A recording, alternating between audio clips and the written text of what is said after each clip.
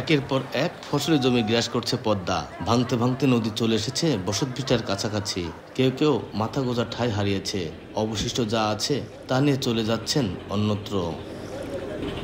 কুষ্টিয়া মিরপুরের তালবাড়িয়া থেকে সদরপুর পর্যন্ত প্রায় ৩ কিলোমিটার জুড়ে পদ্মায় তীব্র ভাঙন দেখা দিয়েছে। আতঙ্কে দিন কাটাচ্ছেন বাসিন্দারা। দ্রুত ব্যবস্থা না নিলে ভাঙনের মুখে পড়বে কুষ্টিয়া পাবনা মহাসড়ক। 1 মাইল দূর থেকে ভাঙি আসে সাহেবনগর গ্রামের কাঁদিসি সব ভেঙে যাচ্ছে। এই নদী যে কিভাবে আমাদের বাড়িতে আমার এই বাড়িটা বাঁচাবি, আমার এই ছোট বাচ্চাটা বাঁচাবি। সরকারের কাছে আমাদের আকুল আবেদন, সে যদি শক্ত বেড়ি বাঁধ দিয়ে দেয় তাহলে হয়তো আমাদের গ্রামটা রক্ষা পাবে। আপাতত জিও ব্যাগ ফেলে ভাঙন রোধের চেষ্টা চলছে জানান পানি উন্নয়ন বোর্ডের কর্মকর্তা। ইতিমধ্যে সিলেক্টেড হয়েছে, সে সকল ঠিকাদারকে সাইডে মোবিলাইজেশন করার জন্য নির্দেশনা দিছি।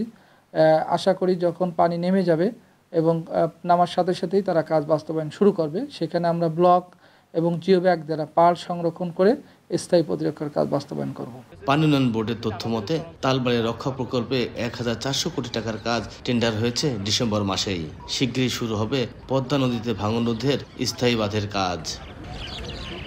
এস এম রাশেদ, সময় সংবাদ, কুষ্টিয়া।